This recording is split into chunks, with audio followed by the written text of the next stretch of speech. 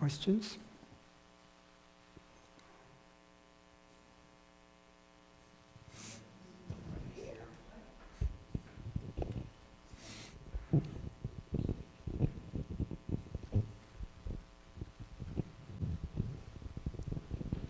So you talk about being happy just being the most important thing, and I agree with you. And I talk find about what? being happy being the most important thing. Makes sense, seems reasonable, right? So in my experience, being me is when I'm the happiest. You know, just being me. And I've found some points in my life where being me kind of went bad. So then I have a thought or a feeling that being me is not the way to go. So my question becomes, if the thoughts are, like you say, just something that just happens, like the brain, what's the quickest way just to see that? Just to see my thoughts are not me, or my feelings are not me, even my body is not me, so to speak. So what's the quickest way? Just get back to not believing or identifying with thoughts and feelings in the body. Well, take any thought you had, you don't have it any longer. You do have it or you don't? Take any thought you had, Okay. you don't have it now any longer. Yeah, right now it doesn't seem to be prevalent like it often is. A thought you had in the past, you don't have it now. Right now I'm not experiencing such a identification or belief in the thought. Let's not talk of identification for the time being. Just plain talk about Okay. a thought you had. For instance, this morning you may have had the thought, let's have this for breakfast. Okay, right? so let's just talk right now. Okay. This thought, you don't have it any longer. Right? In this moment, you don't think this thought. No? Yes? I'm looking. Well, it seems to be difficult.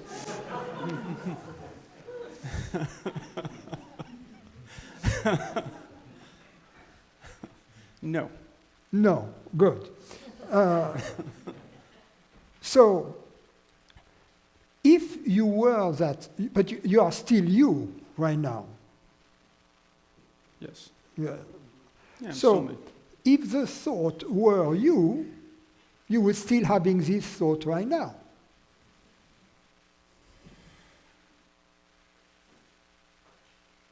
The fact that you are you right now without the thought shows that the thought is not you.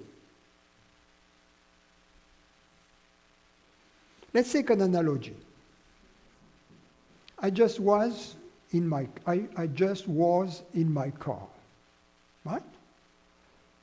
But now I'm no longer in my car. My car is in the garage, I'm here.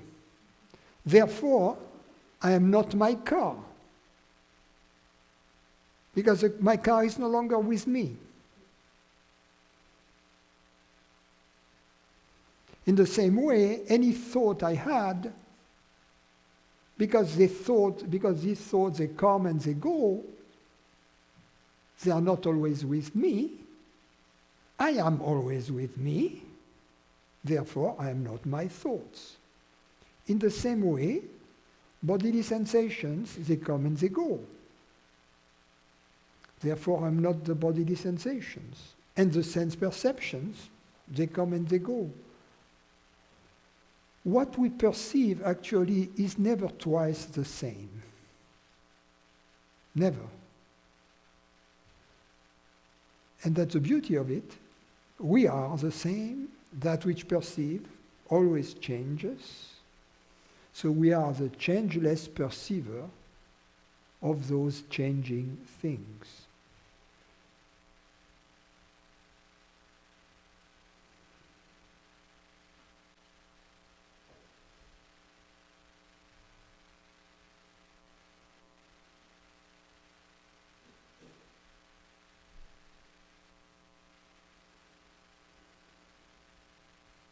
Well, that was easy.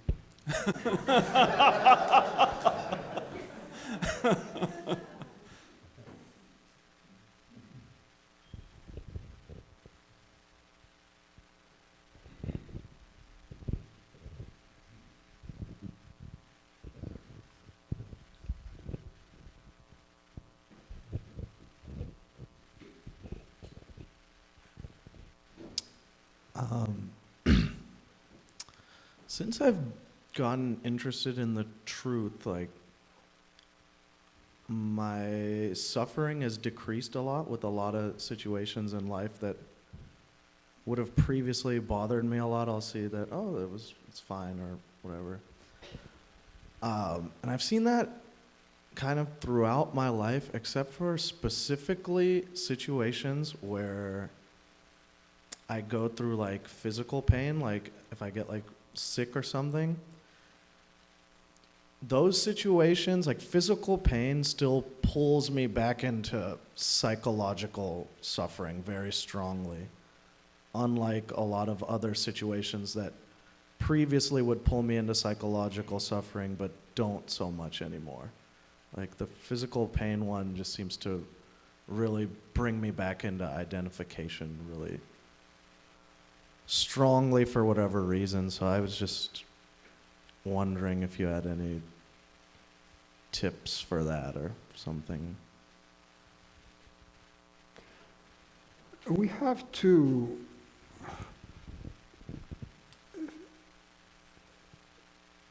physical pain always happen in the present moment, in the now. You don't have pain in the past or in the future, right? Physical pain is always now. Psychological pain is never about now. It's always about tomorrow, right? It's not really about the past either. Like feeling guilty? No, because I feel guilty because of what may happen to me tomorrow because what I have done in the past. You see what I mean? Mm-hmm. Like I feel guilty, but I'm a bad boy and people around me are going to punish me or to have a bad opinion on me, and then they're going to leave me alone and I'm going to die. Right, so, right. So that's the general. So it's about the future. Mm-hmm. So there is a sharp distinction between physical pain and psychological pain. My teacher used to say, if we eliminate so the problem is that physical pain can also seem to trigger. Physical pain plus ignorance is going to trigger psychological pain. Mm. You know, like, I have a toothache. Oh, it may be cancer. You see what I mean? Instead of, I have a toothache, let's make an appointment to the dentist. Right. Let's see whether he can see me today, you know, as early as possible. Otherwise, I fire the bastard, right? so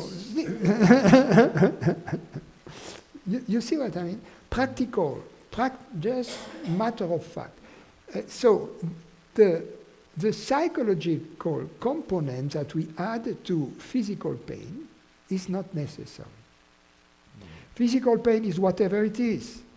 It is some pain in the now, right? Some sensation in the now, which is calling for the dentist, right? And if the dentist cannot see you right away, you go to CVS and you buy a bunch of Advil, ibuprofen, and if you have some leftover of, what is it called, Vicodin or something like that, you just, you know, and you wait for the dentist. So that's... Yeah, because now that you say it, I've realized when I'm going through sickness or pain, usually the whole psychological aspect is rather, it's always about the future. It's like, when will this end? Can this end? When will it end? When will it end? But there is more also. There is more. There is psychological pain that seems to be related to physical pain, but which is not, which is in fact the fear that at some point I will experience physical pain. Yes. Yeah. You see what I mean? It's even worse. Yeah, totally. The physical pain is not even present. Yes. Yeah. That I am already freaking out because it may happen. I start to get the sniffles, and I'm already like, And I'm gonna feel I've terrible. news for you. In our lives, we are not immune to physical pain. It's Right. So it happens. It happens, and then it goes. Right. You see what I mean? It's and we have to understand because once you understand the usefulness of physical pain, that it is a good thing, and instead of being a bad thing, you see, then the physical pain is a sign that we have made a mistake in most cases, right? I ate too much, then I have indigestion, right? I was not careful while going down the stairs, I fell, right? And things like that. So they teach us not to do it in the future. We have to take the lesson. Right. You know, that's how we have learned from, as kids, we fell, we burned ourselves, we did all kinds of things. And so once we understand that it is not something that is there designed to punish us by some bad God, but that is just nature's way to preserve our life, the life of this body. You see, then we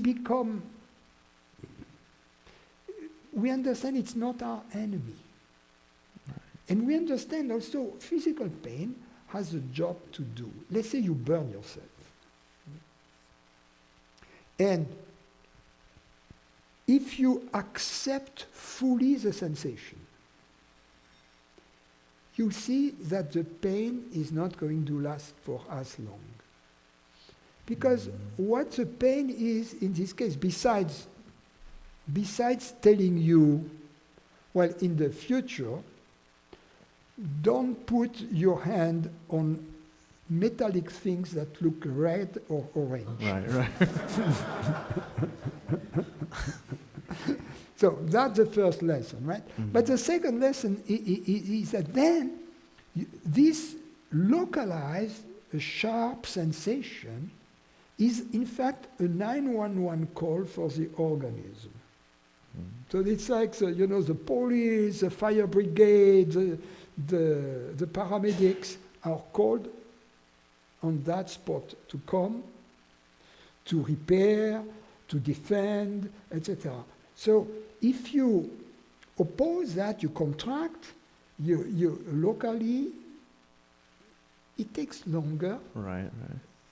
for the paramedics to arrive and the fire brigade. So if you fully accept the pain, you see that, and you understand this other function it has, really a function in the moment, not just to give you a lesson for the future, but in the moment it's helpful.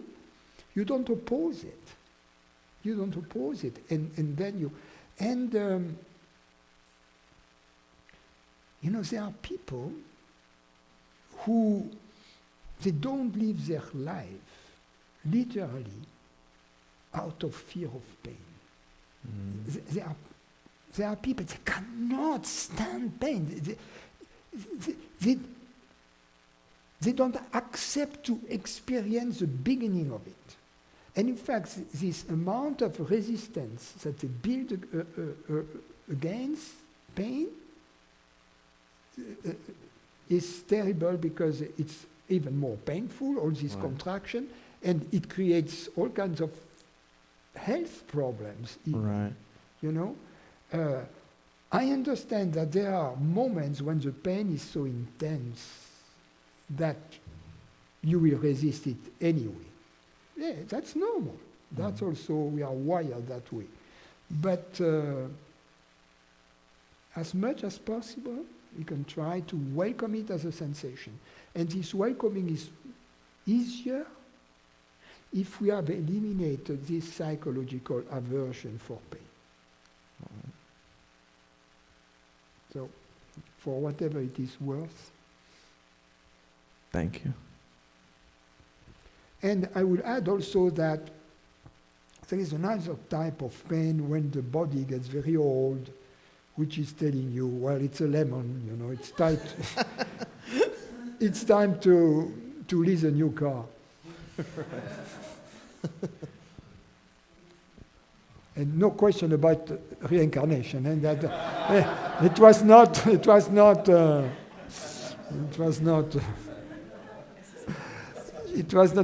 a tease, no.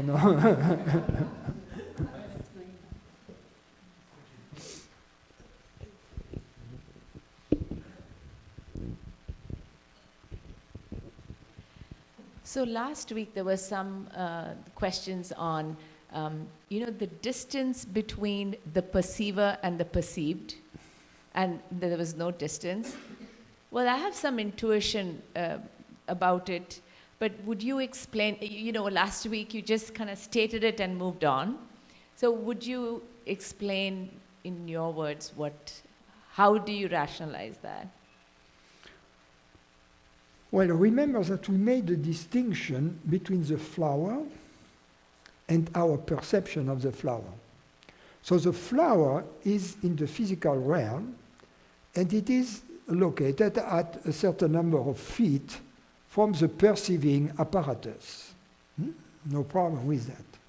However, our perception of the flower is not localized in space. It is localized in mind space, which is consciousness. And in this space, the perception and the perceiver of the perception are one.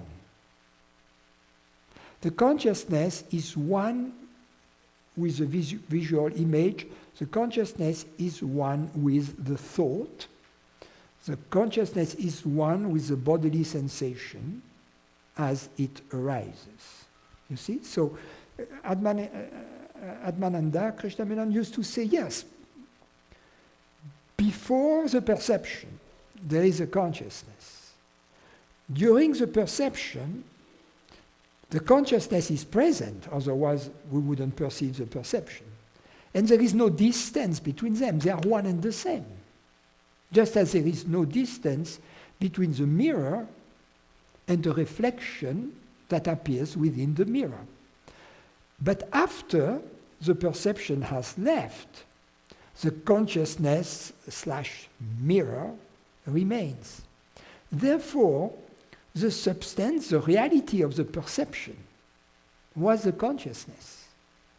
And Atmananda concludes, therefore, at all times, we perceive consciousness and consciousness alone. You see? We at all times. We have never experienced anything else than consciousness. At all times, we perceive consciousness and consciousness alone. So a couple of things. So when you say, like in the yoga, the thoughts appear in the space, but that's basically what you're alluding to here. Yeah. And when the last statement that you made... When I call it space, it is with some intent, because ultimately it's not a space, right? But I call it, there is some intent which is to disidentify from this physical object localized in space. You see, so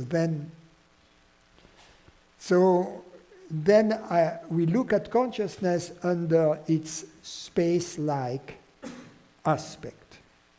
Because, and that's legit because ultimately the true nature of space and the true nature of time is consciousness. So we can, therefore, it is perfectly legit to look at consciousness under its time-like aspect or under its space-like aspect. And the last statement you made where you say, according to Atman and the Krishna Menon, there's only consciousness and consciousness alone.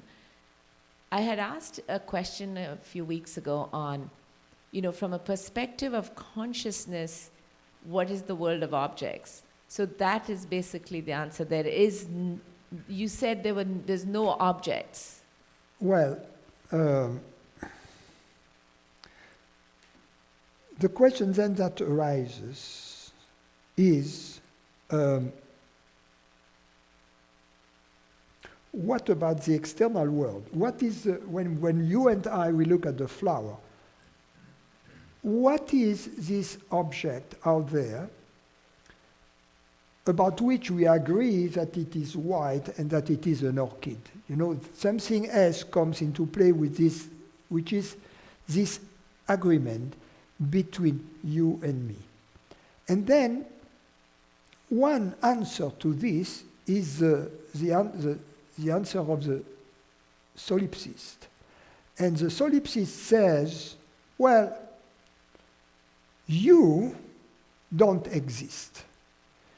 Just like the flower is simply a dream that I am creating, all the people of me that surrounds me don't exist. My interaction with them is an illusion, and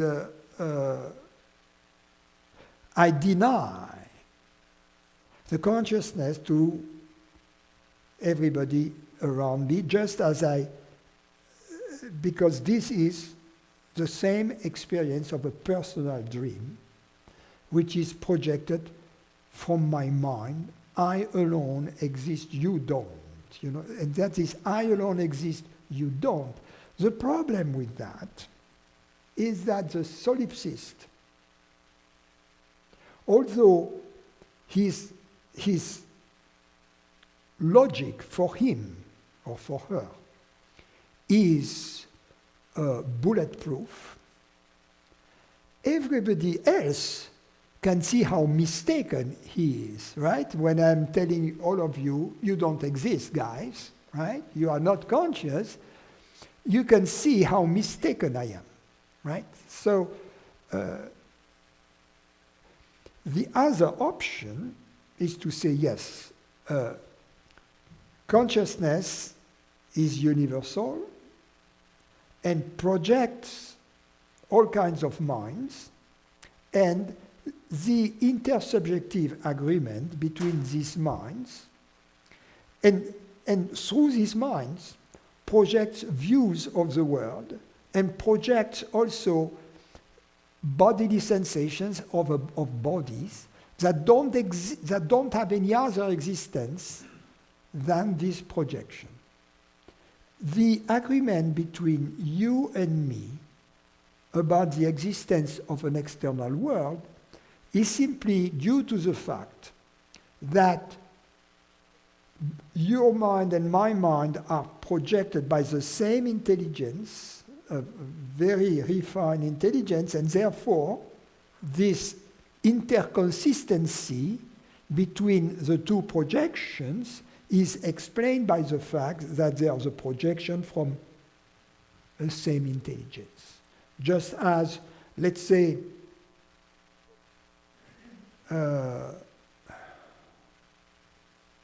if you take a single object, it's not too good. Anyway, let's now. And there is no problem with that. It's perfectly consistent. And in most cases, in the East, the traditional sages, that's where they stop. However, in the West, there is a kind of the notion of the physical universe existing only as mind stuff. This view is a little abhorrent to the Western mind. And also, if we want to be exhaustive. In other words, to envision all the possibility, we have also to envision the possibility of an external world existing independently from minds.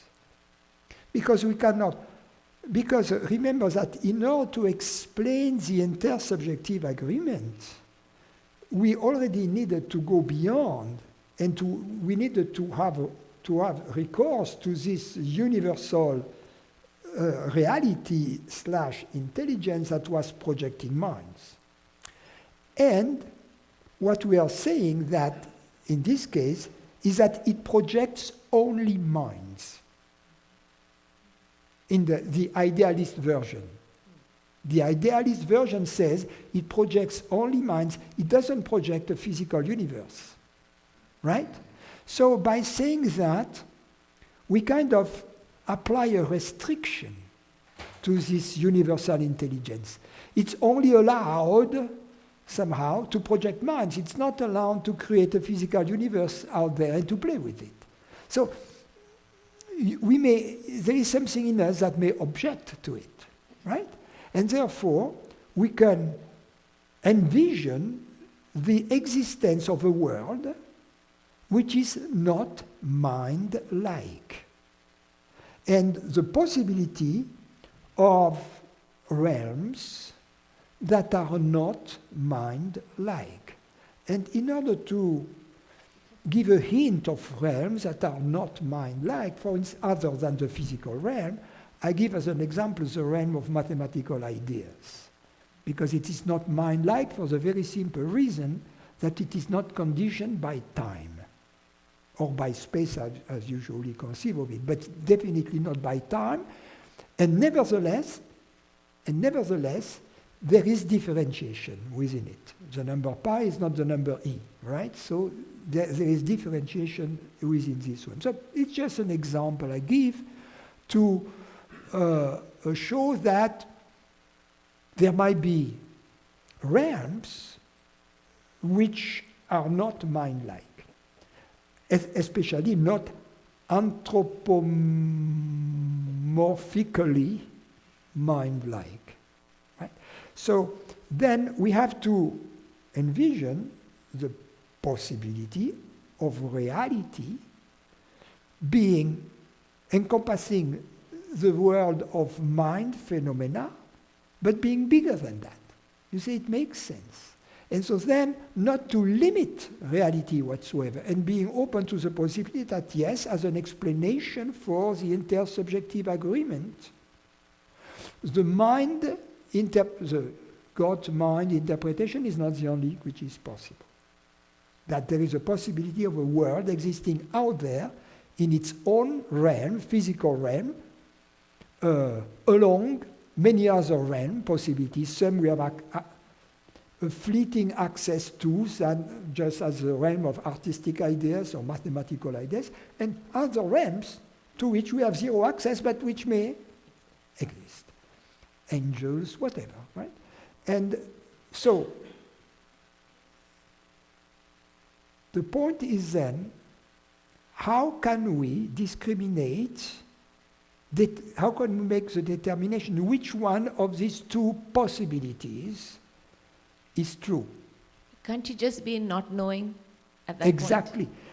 Exactly. But what is beautiful is that we can, instead of forcing us to be not knowing about that, we can convince ourselves that we have no ways, based on our human phenomenal experience, to know. Therefore, that the two possibilities are equally valid, and also a little bit of humility teaches us that there are two models created by human minds, and human minds, model perhaps not created by human minds, but that have been contained,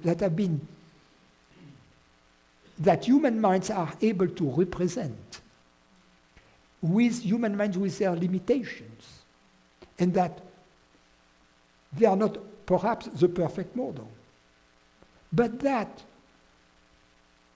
the beauty then of the conclusion we reach is that for all practical purposes, whether it is hypothesis A or hypothesis B or something else, doesn't matter.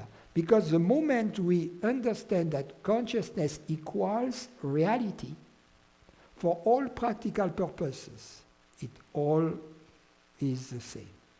It doesn't matter. So that's the beauty of it. But in the meantime, we have addressed a lack of exhaustivity. You say that in English? No. To be exhaustive means to envision all the possibilities. So you would say a lack of... So... You don't have the word exhaustivity or exhaustiveness, so... Exhaustiveness. A lack of exhaustiveness has been corrected. Actually, the same thing, the laws of nature also seem to exist in some realm that is... Yeah. Yeah, that's true. Yeah. Thank you.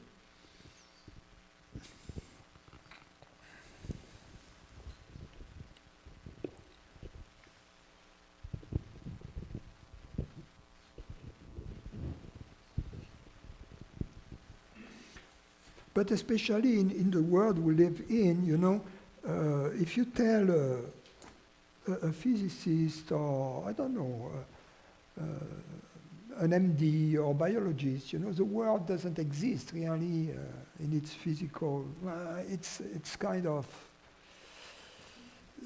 it's hard to digest. So this last discussion kind of blew my mind. So I want to clear up a few things.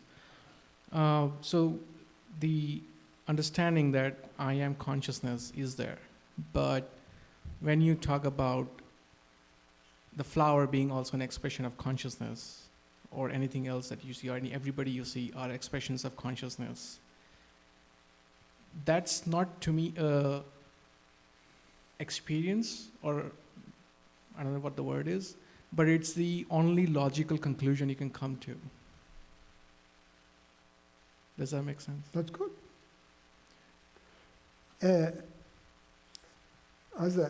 If I refer to what I think I've said in the previous days, a logical conclusion is only as good as the validity of your input, of your factual input. So it depends whether your conclusion is merely logical and you are not certain of your input, or whether your input is factual, you agree with the facts, and then you... I think, yeah, and to put it differently is that I know that the flower is an expression of consciousness the same way I know how to grow my nails. The same way as? It's in the same way that I know how to grow my nails or my hair. So it's not a knowing at the level of mind, but the knowing of the intelligence, if that is a word for it. Now, when we say the flower is an expression of consciousness, do we mean the perception of the flower or the flower out there? The flower. The flower, good. Whether the flower has its sole existence as a perception, or whether the flower has an existence independently from its perception, in both cases. I didn't understand that. I mean, does your conviction of the same strength as the conviction that you grow your nails about the flower being the flower out there being an expression of consciousness, does this conviction apply equally to two different possibilities? First possibility, there is no flower out there, but your perception and my perception of the flower creates the illusion of a flower out there, and your perception and my perception of the flower are simply a projection of consciousness.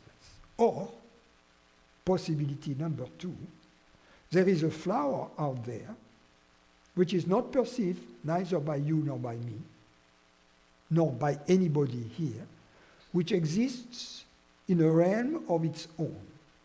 And this realm and its content is also a projection of consciousness.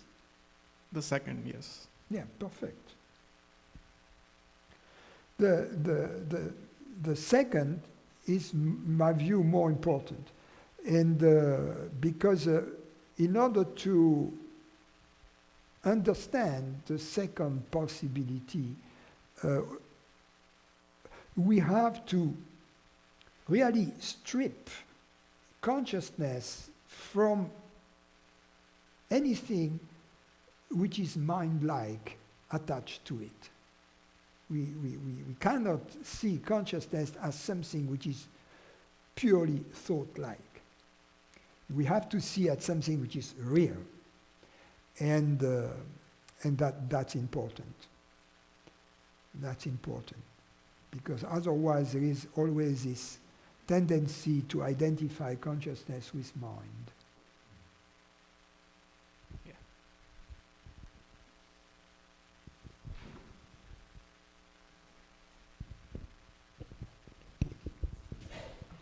It's quick. So is consciousness using my eyes to see? Consciousness as the reality of this universe creates this body, creates the atoms it's made of, and the quarks and gluons, and the entire dance of all these particles, creates that. And it is also the realities that sees through this apparatus as it creates it.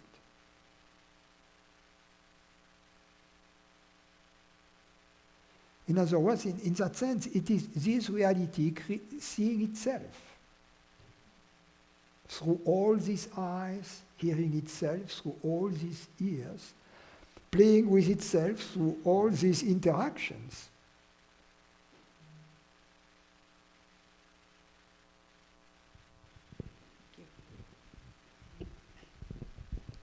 Francis, I want to go back to yesterday when you was talking about Jesus and giving the other face, and you don't do that. So I always admired very much people like you that has this, I don't know if it's self-love, self-esteem, that in the moment, you people that recognize real fast that they don't like something, and they just cut off and get out of the place, you know. But there's some people that it gets time to realize that, for example, they are in abusive relationship, with abusive friends, in an environment of violence. It gets even, you know, even some people are really beat up and they don't even realize that they are in those environments, that this is wrong. So, sorry, I don't know how to articulate, but anyway. My question, and it's not actually a question, I just would like you to describe in details how to recognize fast and just, you know, get out when you don't like something, instead of staying there in that environment that you know you're suffering, you feel it's abusive, you feel it's violence, but you're just unaware, you just stay there, and then, you know. Well, it has to do with intelligence, and also a little bit with experience. As you age, you get. But intelligence, I'm not speaking intelligence in the sense of being a Yale law school graduate. No. It's a different, it's simple intelligence. And simple intelligence comes from your level of impersonality. Because when you find yourself caught in this situation, it's out of fear. It's out of fear. What happens if I leave this group? What happens if I leave this person? What are they going to think about me, etc.? All these things, it's about me as a person, you see? So the first thing is to live, as we liberate ourselves from this being, from this feeling of being a person, we conquer our freedom. We become the captain of our ship, so to speak, and we reach real adulthood. It takes time, Most human beings, they never reach adulthood. White hair is not a sure sign of wisdom. I have news for you. News?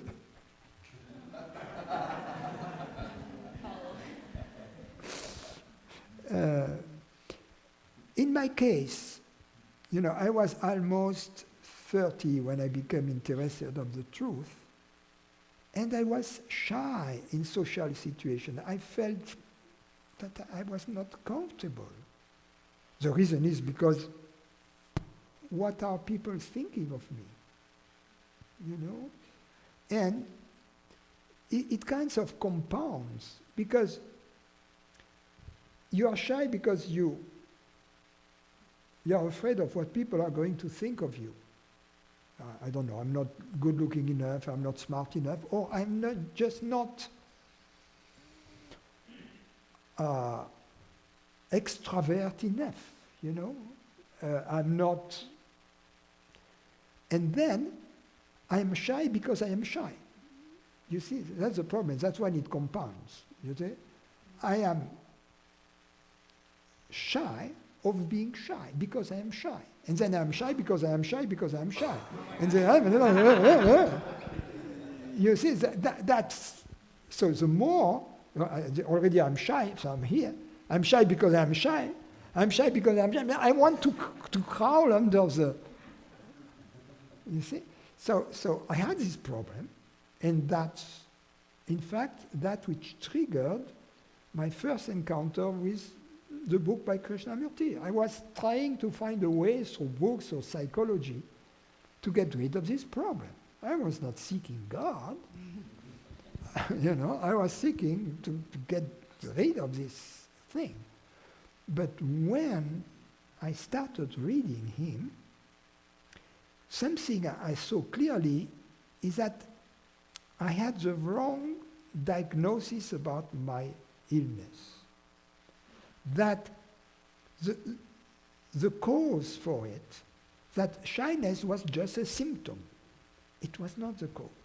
That the cause was in ego, or wrongly said by Krishnamurti, but ignorance.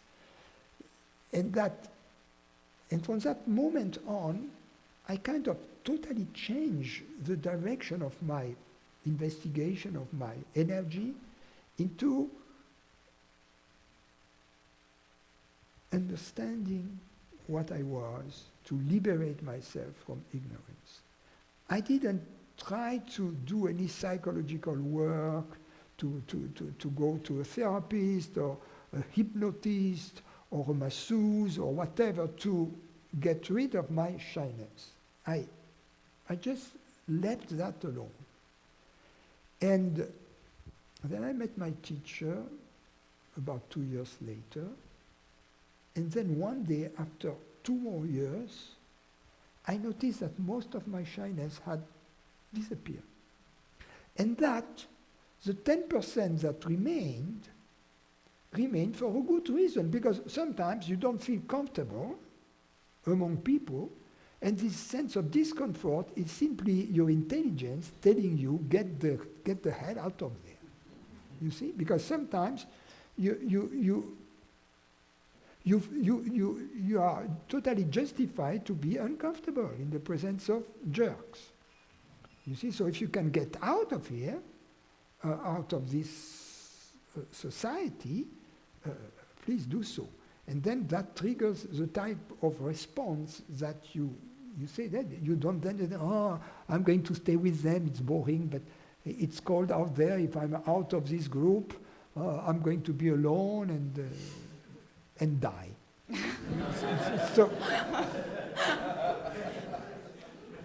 then you say, up them, you know. I mean, it's better. Il est mieux de vivre seul que mal accompagné in French. It's better to live alone than in bad company. You know. So, and because these are, you know, it's popular wisdom, and popular wisdom has its roots in wisdom. And then when you understand that, you can apply these recipes too, you know. Up yours. I'm the captain of my ship, I can be alone. You know, I'm not going to die, and I'm going to find better friends than you guys. You see? Because precisely I have this trust in me. And what is important also to understand is that when we move along that path,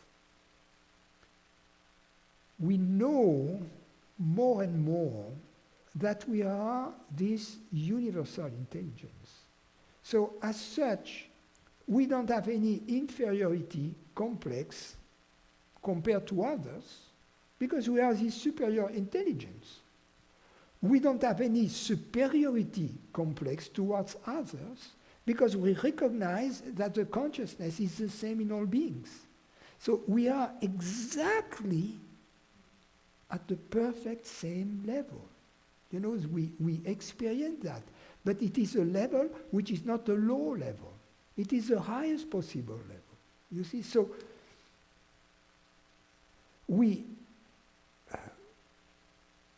don't feel bad about ourselves because we understand this universal intelligence expresses itself differently through different human bodies, reveals different qualities that are all beautiful.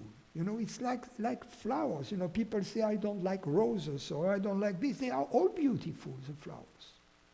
You know, some are big, some are small, some are pink, some are blue. I prefer the blue, but just teasing the girls. But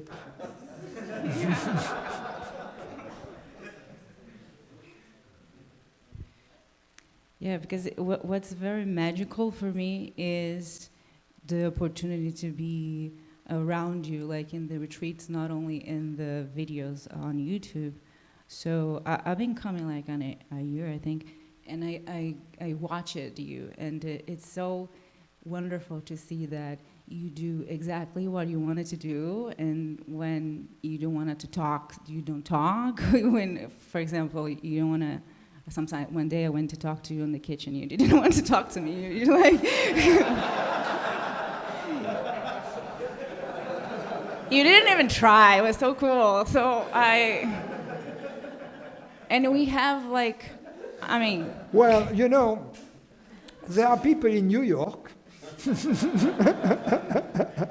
I could take lessons from them. Have to hang out. Yeah, because in my case, I don't know, it's other people, I saw spirituality before as being like the thing of the Jesus, you know, humility, to be good, to be smiling and be nice, yeah, all the time. Oh, of course I'm gonna talk to you, you know, and also to see those kind of things like in the thing of the abuse or disrespect environment. It's kind of like what I am doing, like it's me, and not like have this self-love that said, no, enough. No, I don't want to do this. I'm not going to do this. This is not for me, even if I'm in the middle of the room, I could, get up and go, with no fear. So, yeah. You are very young. How old are you now? 28. You see, you are the age I was when I began. It takes years, but don't worry. You become the captain of your ship. Thank you. And the sooner the better regarding abuse, you see. Just don't let that happen. Bye. Nobody.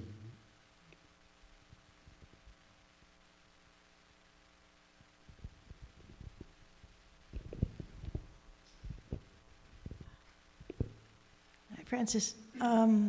Yesterday, I think it was, an ancient fear came up for me, and it was related to processing Chai's passing, because we had to, this is my dog, we had 4 months ago to tranquilize her. She was somewhat disoriented and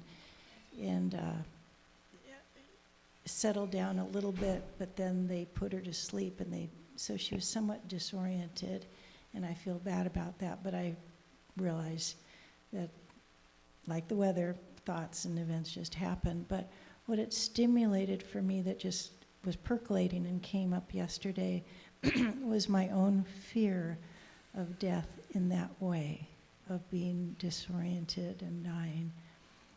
And I don't know how you might address it. One would be just tackling fear, a positive thing. Well, I have news for you. Yeah. Every night when we dream, we are in full disorientation. So, a large part of our life we don't know where we are, we are hallucinating, right? So it's not that terrible after all.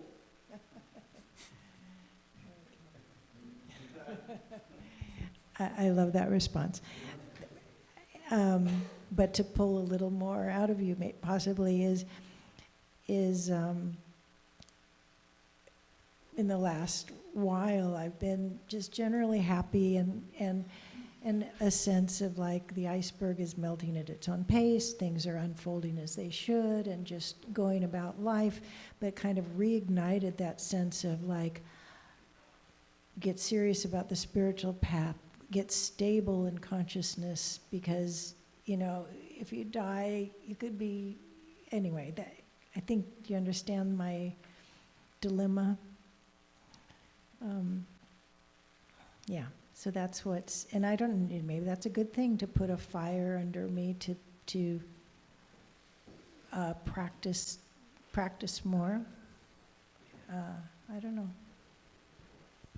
I would say practice less. Because,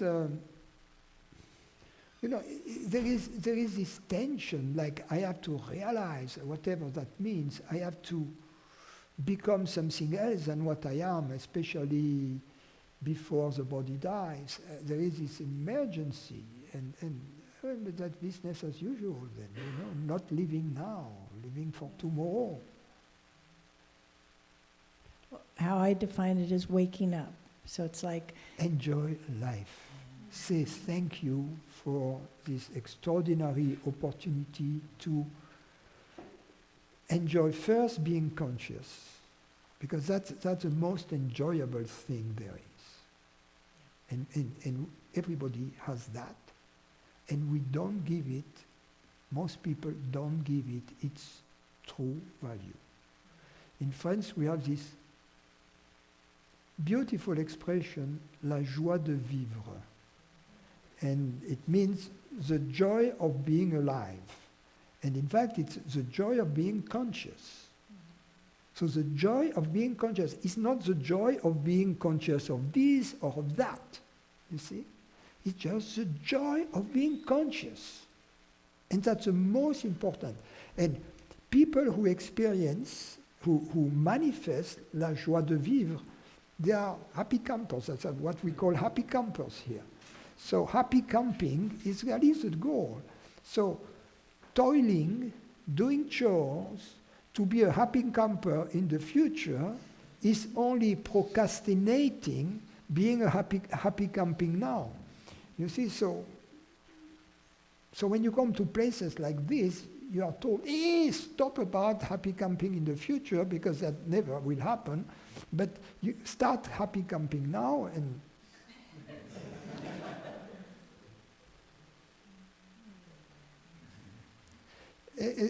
really the mission, yeah, happy camping is life's mission. That's it. So the Pope will disagree, the Buddhists will disagree, everybody will disagree, Trump will disagree, the Democrats will disagree, everybody will disagree. I stand my ground.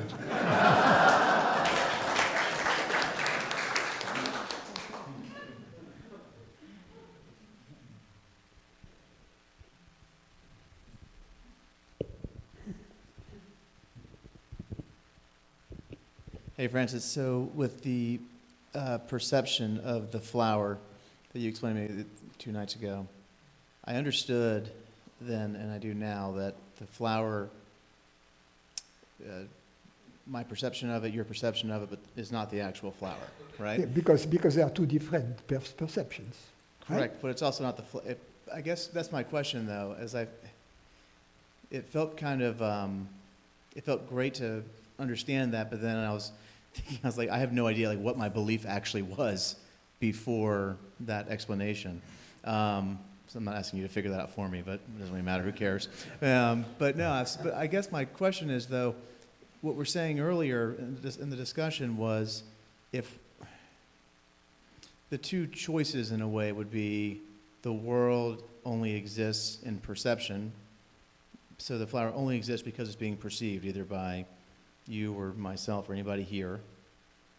But the other choice is the flower exists independent. It exists also out there. Also out there, yeah, in addition to. Yeah. But the way that I understand it, that make sure I is that doesn't matter. Exactly. Because the reality, my reality, is also the same of you, the flower, and Yes. the infinite universe that goes forever. Whether it exists in perception or not, it doesn't matter. Yes, because if it exists only in perception, we have seen that the reality of perception is consciousness, right? Because the consciousness is before the thought, during the thought, after the thought, or before the perception, during the perception, and after the perception. So the perception, just as the wave, the reality of the wave is the ocean, the reality of the perception is the consciousness. The perception is like a wave on the consciousness, on the surface of consciousness. Sometimes the ocean is agitated, sometimes it is flat. Flat consciousness would be consciousness without a thought, right? Yes. And then the waves are, but ultimately it's all water, it's all the ocean, right? Right. So, but now, so then everything then is consciousness in that case, right? But then if we see consciousness as the reality, if you see consciousness under its reality aspect, reality means there is something that never disappears, because nothing comes out of nothing. So there is obviously right now something rather than nothing, right? There is something rather than nothing. That's beyond the shadow of a doubt. Whatever is there, this something which is there, where did it come from? We have this deep intuition that it cannot come out of absolute nothingness. You see? Absolute nothingness doesn't exist. If I take something from here, well, I have news for you, it is there. You see? Therefore, things cannot absolutely vanish. They may transform, but ultimately, if there is something rather than nothing, it implies two conclusions. First, there has never been nothing. Second, there will never be nothing. You see? And that which will ever be, has always been, and is now, we call it reality or being. You see? So then, we can see now that there is consciousness.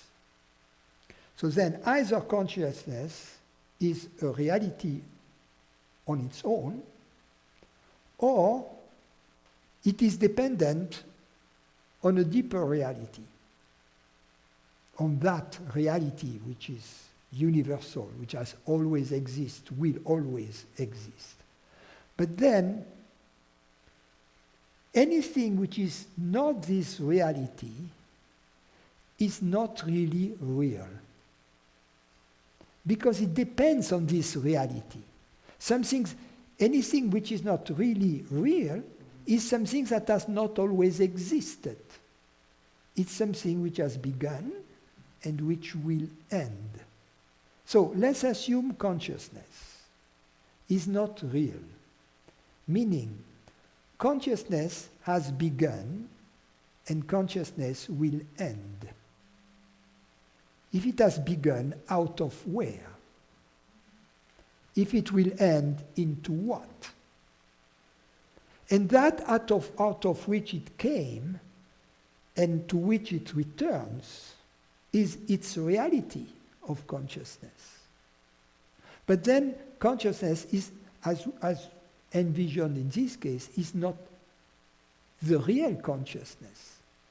It is not the reality that perceives. The reality that perceives has to be this reality. You see? Yeah. So, when we understand that, it's a deeper intuition than the intuition that there is consciousness. Is the fundamental philosophical intuition, if you will, that there is a reality, that there is being. And if there is being, there is only one reality for all practical purposes. And then it implies that the real consciousness has to be this reality because there is only one reality. That's what Advaita means. That's what all this talk about non-duality is really about. That's the centrality of it. The centrality of non-duality is not consciousness. The centrality is reality. The centrality is there is only one reality. Vedanta, the Vedantic approach, is the pedagogy of that, how to understand it. And how to understand it, we use consciousness. So the Vedantic approach of reality, of Advaita, is through consciousness. You see? So, okay. No, but yeah, I see that. And so, and that's why the importance of discriminating between mind and consciousness, and why that is such an important thing to see, because the second that happens, you have merged with reality. With reality. Yeah. You see consciousness under its reality aspect. And in fact, at that moment it becomes the opposite. It becomes that consciousness is one aspect of reality. You see? Reality is more fundamental than consciousness, but consciousness is one aspect of Brahman. Yes.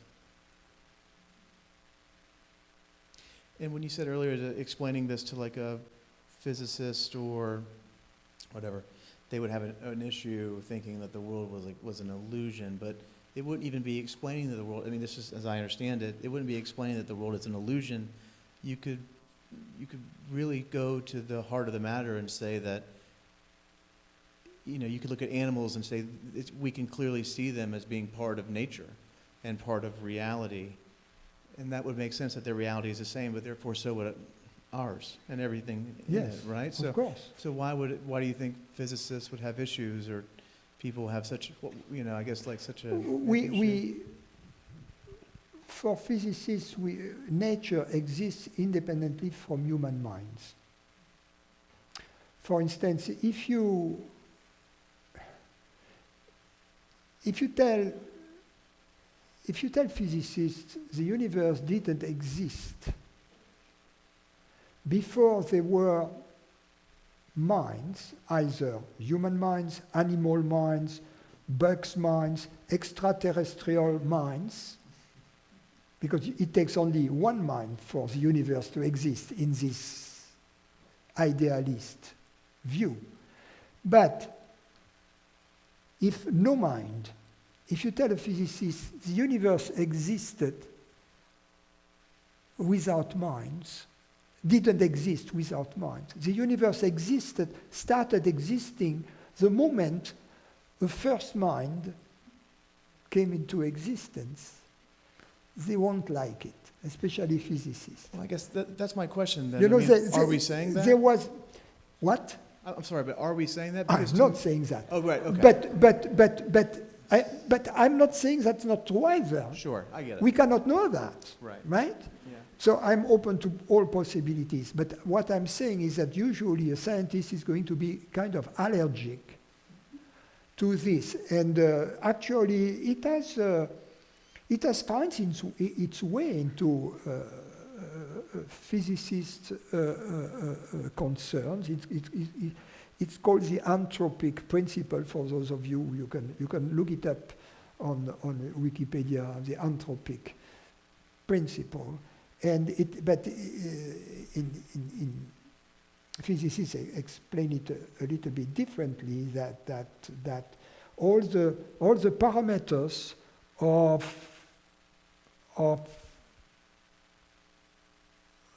the standard model of the universe, the parameters meaning, for instance, the electronic charge, or the Planck constant, or the speed of light, and there are many more, the fine structure constant, etc. All these parameters, if they were even slightly different in the universe, no biological life would be possible, you see? So that the anthropic principle was that if that it was just calculated, if you will, for human minds to be there and to...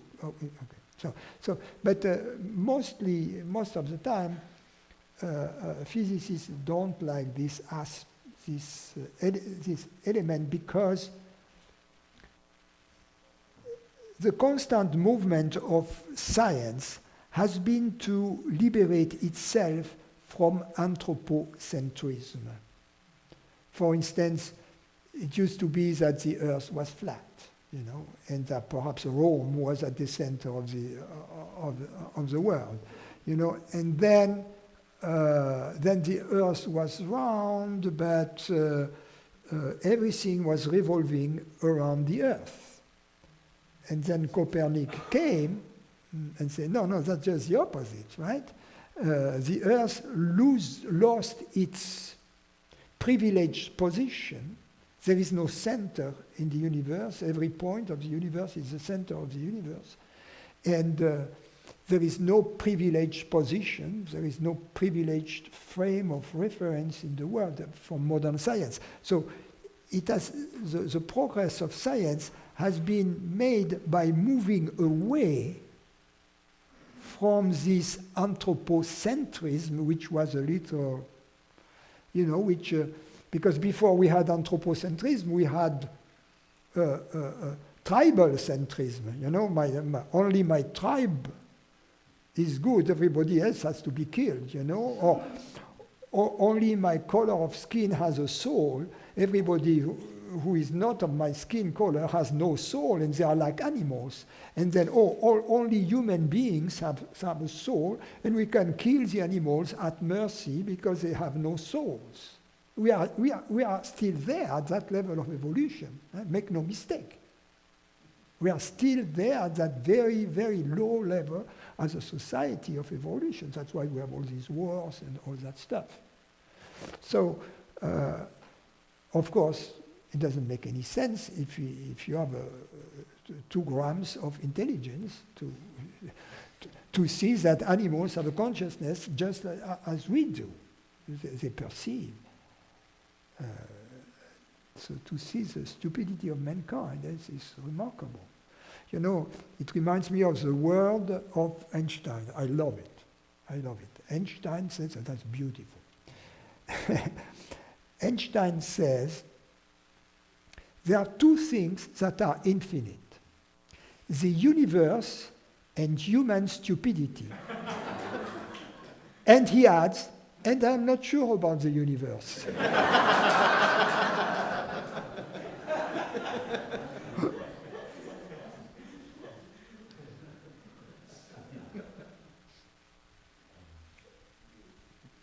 Thank you.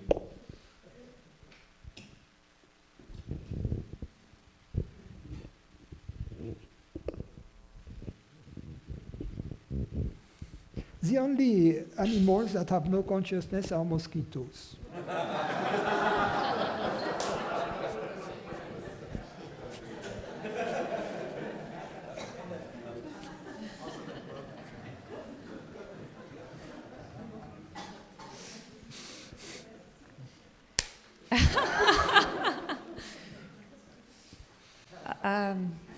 This is a question about evolution. I'm a little confused because reality doesn't evolve.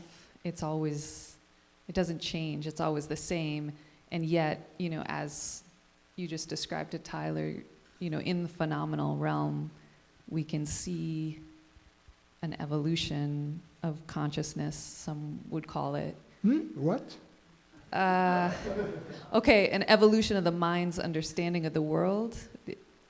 But it's not evolution of consciousness. Okay, this is what I'm trying to clarify. Yeah, because the word consciousness, is used especially in New Age stuff, and in the woke parlance, the consciousness, the current consciousness is about this, about that. It's a misuse of the word. It's right. Not the way we use the word consciousness here. Well, here is my notion about evolution. We're cooked.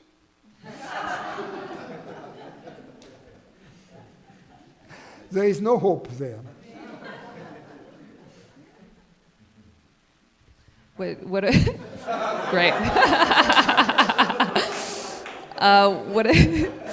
What about your perspective on Darwin's theory of natural selection? Is that at odds with what we're discussing here? Or No.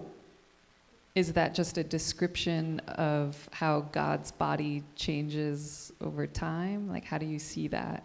It's how species evolve through mutations and adaptation. That's because there are genetic mutations.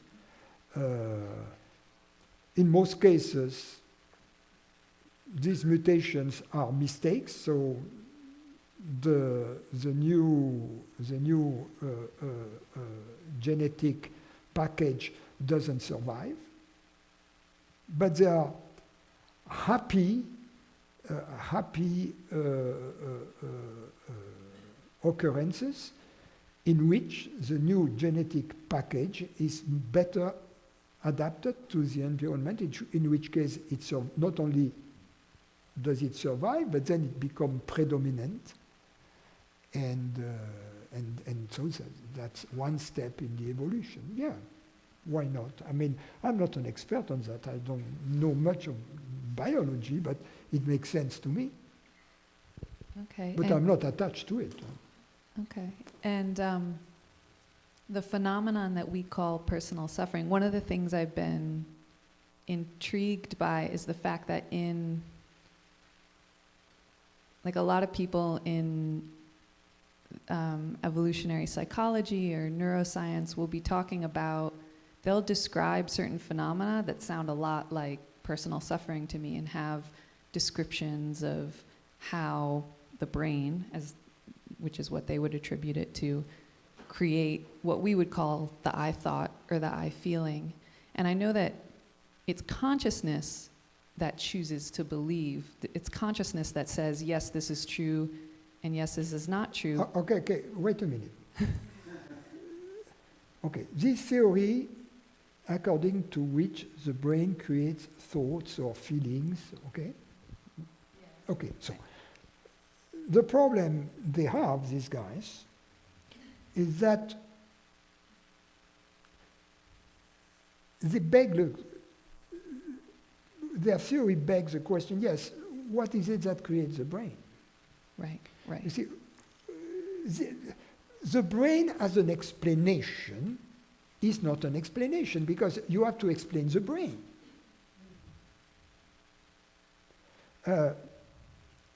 Let's assume let's assume there is this statement. Consciousness is created by the brain. Let's take it at face value, okay. But first, the brain doesn't exist independently from the body, unless,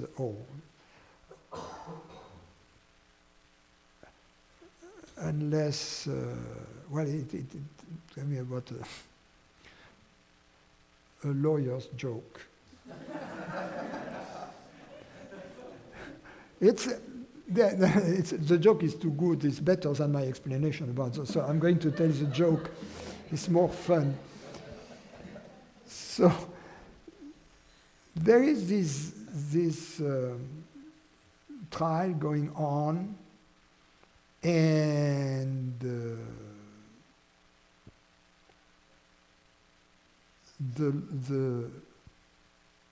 lawyer is deposing the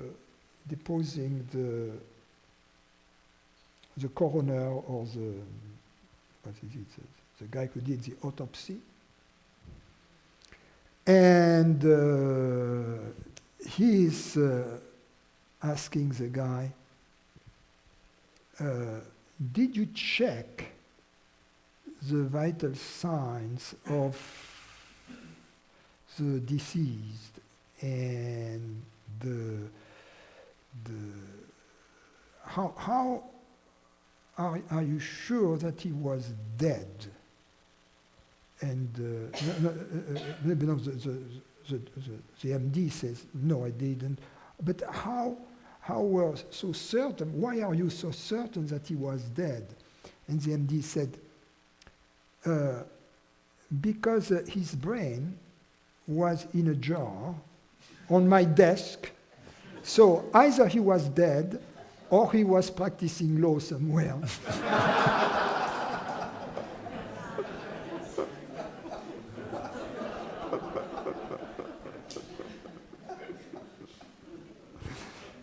Thanks, Francis. So going back, going back to the brain, going back to the brain that creates consciousness. So the brain doesn't exist in isolation. The brain needs a body, right, to function. On a jar, it doesn't work. Yeah. So it needs a body. And the body itself needs a universe, right, around. And if we look at the fundamental level, it's made of molecules. The molecules are made of atoms. The atoms are made of particles. And these particles, the ones in the body and the ones around, they dance constantly. So the body that creates the brain, that creates the consciousness, is in fact a local expression of a universal dance all these particles that pop up, go back, pop up, that's it. It's like bubbles, you know, when you turn on the gas, bubbles in the water. That's the universe, it's made of these bubbles. And then, at that moment, you say, what is it that creates consciousness? This. At that moment, consciousness is no longer brain-based. It is universe-based, you see? So it is a very limited view to see the brain as the origin of consciousness, as the reality of consciousness. Because that makes the wrong assumption that the brain is a reality on its own. So it is this universal dance that locally manifests in this moment as all these people. And all these minds, all this consciousness. But it is the moment we understand that it is non-local, ultimately non-local, we are beyond the human body as consciousness. All we have to do is to be open. Even in the theory of consciousness as an emergent property of the brain, we have to reach the conclusion that it is a seemingly local manifestation of a non-local reality, of a universal reality. So that the reality of it, of consciousness, or mind, if you will, if you define consciousness as a reality of mind, is universal. So the reality of mind is universal. The reality that perceives through human bodies or chicken bodies is universal. Thanks, Francis. Hey, Francis, you have mentioned this quote, I think it's from the Quran, everywhere the eye falls, that is the face of God. It's Meaning consciousness. Hmm? Meaning consciousness, reality. Hmm.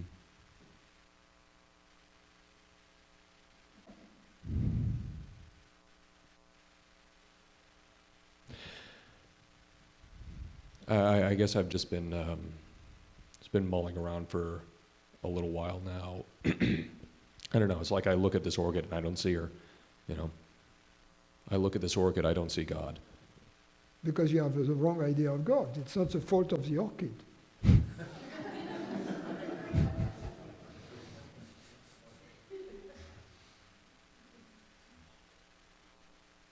You have a weird concept of God. It's not your fault. Huh? It's cultural. So wait, whose fault is it? It's not What? my fault, it's not the orchid's fault. Who's... Wherever the eye falls is the face of God. That's the truth. There is only one reality, /God/consciousness. That which he sees and that which is seen is that reality, God consciousness. Only God sees God.